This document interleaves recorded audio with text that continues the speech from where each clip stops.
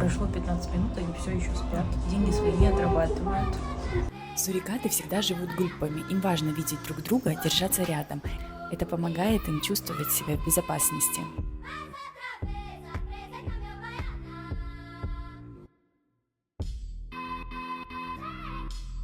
Интересно, но у людей работает похожий механизм. Чувство безопасности строится через связь с другими.